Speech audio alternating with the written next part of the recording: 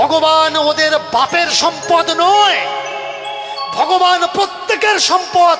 দুঃখীরও ভগবান, গরিবেরও ভগবান, কাঙালিরও ভগবান, অতীতেরও ভগবান, ব্যতীতেরও ভগবান, ব্যতিক্রমীরও ভগবান। যার যার ভগবান সে সে পূজা করবে, যার যার ভগবান সে সে প্রার্থনা করবে। আপনার মন্দির আপনি ঢুকুন, আপনার ভগবান আপনি সেবা করুন, কারোর ডাকার প্রয়োজন নেই। তোমার মতো মূর্খের সঙ্গে কে বসবে? কার খেয়ে দিয়ে কাজ নেই? তুই প্রধানমন্ত্রী নাকি তোমার সঙ্গে বসবে? তোমার সঙ্গে বসলে মানুষের কি লাভ হবে? এ তো মুখস্থ মাল, মুখস্থ করে সাপ্লাই দিচ্ছে মানুষের কাছে। মনে রাখবেন, যারা সাধু সঙ্গ সর্বশাস্ত্রে কয়, লব মাত্র সাধু সঙ্গ কৃষ্ণ ভক্তি প্রেম হয়। সাধুর সঙ্গ করলে মনোভাব সাধুর মতো হয়, চোরের সঙ্গ করলে মন চোরের মতো হয়। মিথ্যার পিছনে ছুটে ছুটে জীবনটা গেল বৃথায়।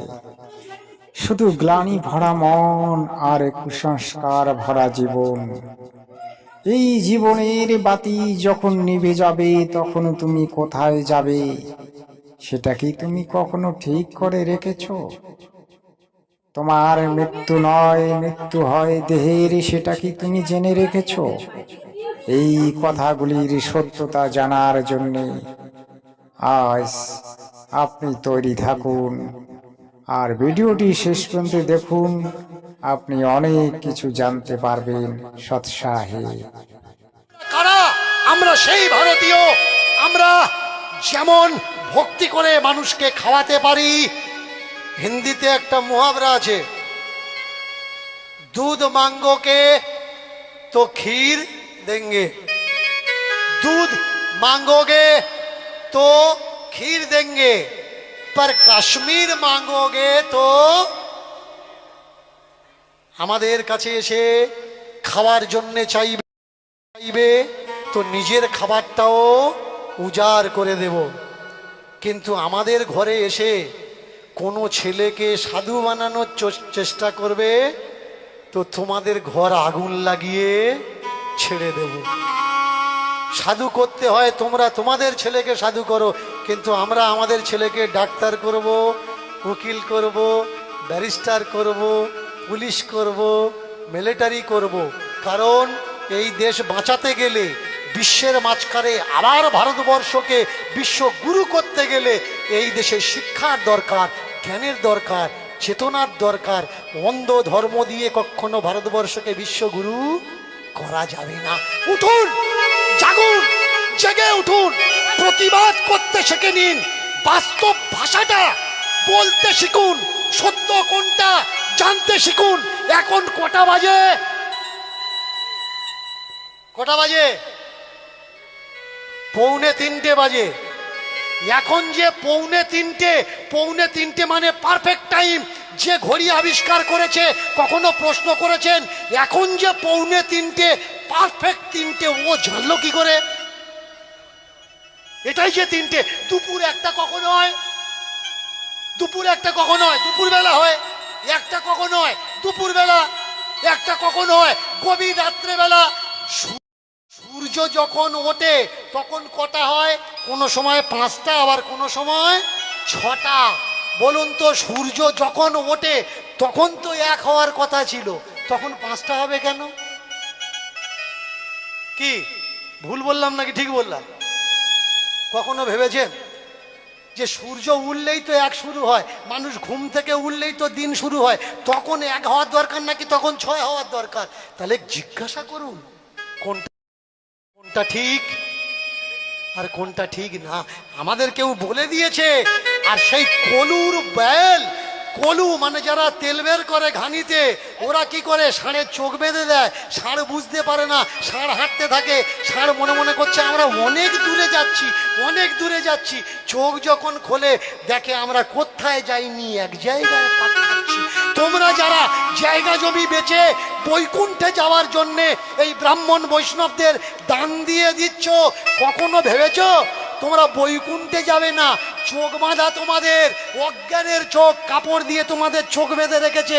যেদিন দীনকৃষ্ণ ঠাকুরের কথা শুনে এই অজ্ঞানের কাপড়টা খুলবে, দেখবে তোমার বাপ ঠাকুর দ্বারা যে জায়গায় পাক খাচ্ছিল তোমরাও ঠিক সেই জায়গায় পাক খাচ্ছ, কেউ বৈকুণ্ঠে যায়নি। সকলে আমরা ঘুরে ঘুরে শুধু তেল বের করছি আর মনে করছি ভগবান খুশি হবে। কি মায়েরা, সমাজে দাঁড়িয়ে কোনটা ভুল কোনটা ঠিক প্রতিবাদ করা যাবে তো? যে সাধু তার পায়ে নিজে কেন পুরো গ্রামের মানুষ মাথা লোটান, কিন্তু যে সাধু নয় আঙুল দেখিয়ে বলে দাও সাধু সাবধান, তুমি আমার সনাতন ধর্মকে নষ্ট করার চেষ্টা করো না, তাহলে সনাতন ধর্মের মানুষ আমরা তোমাকে ছাড়বো না। যে প্রকৃত ব্রাহ্মণ, ন্যায়শাস্ত্র নীতিশাস্ত্র অনুপাতে ব্রাহ্মণ যাকে বলে, প্রকৃত অর্থে আক্ষরিক অর্থে ব্রাহ্মণ নয়, প্রকৃত জ্ঞানের জ্ঞানী যিনি, সেই ব্রাহ্মণকে দেখতে পেলে নিজে কেন পুরো ফ্যামিলি সমেত মাথা নুইয়ে দাও। জ্ঞানী স্বদেশে পূজ্যতে রাজা বিদ্যান সর্বত্র পূজ্যতে। ব্রাহ্মণ কাকে বলা হয়? যে জ্ঞানী হয়, যে পণ্ডিত হয়, যার পৈতা আছে ও ব্রাহ্মণ নয়, ওকে দ্বিজ বলা হয়, কিন্তু ও ব্রাহ্মণ নয়। ব্রাহ্মণকে যে জ্ঞানের অধীশ্বর, ব্রহ্মকে যিনি আয়ত্ত করেছেন, যিনি ব্রহ্মে বিরাজ করেন, এমন মানুষ দেখতে পেলে করো জোর করে মাথা লুটিয়ে দাও। কিন্তু যে ব্রাহ্মণ নয় অথচ মোড়ের মাথায় ডিম ভাজা দিয়ে সব খাচ্ছে, ডিম ভাজা চপ কেমন, অথচ আপনার বাড়িতে পূজা করতে এসে বলছে আমরা কারোর বাড়িতে। এদেরকে আঙুল দেখিয়ে বলো ব্রাহ্মণ সাবধান। প্রকৃত অর্থে ব্রাহ্মণ হতে পারলে হও, তা না হলে মানুষ হও। আমার সনাতন ধর্মকে নোংরা করার অধিকার তোমার কেউ দেয়নি। দীনকৃষ্ণ ঠাকুরের কীর্তন যারা শুনবে ওরা ওর মতো ছোট মনের লোক। ও কৃষ্ণকে অসুর বলেছে, কৃষ্ণ নাকি অসুর, তাহলে ওর নাম দীনকৃষ্ণ। দিন মানে ছোট, কৃষ্ণ মানে অসুর, ওটা ছোট অসুর। কৃষ্ণ বড় অসুর, ওটা ছোট অসুর। আর ওর কীর্তন যারা শুন, কীর্তন আসন নয়। আমি আপনাকে সম্মান দিয়ে বলবো, সমাজ জাগানোর জন্য একটা দল করুন। আপনি আমাদের বলবেন যে বইটা আপনি পড়েছেন, 42টা কালী, 48টা লক্ষ্মী, 43টা শিব, ওই বইটা বলুন আমাদের, আমরা কিনে পড়ি, এগুলো সব আগুন দিয়ে পুড়িয়ে দেবো। যাক, ভাগবত টাগবত সব মিথ্যে, গীতা ফিতা সব মিথ্যে, ও সব পুড়িয়ে দেবো। আপনি আমাদের বলবেন যে বইটা, আমরা সেটা কিনে পড়ব। মনে রাখবেন, ধর্মীয় বিশ্বাস, ধর্মীয় আবেগ, সেখানে অনেক ভুল ত্রুটি আছে, সেটা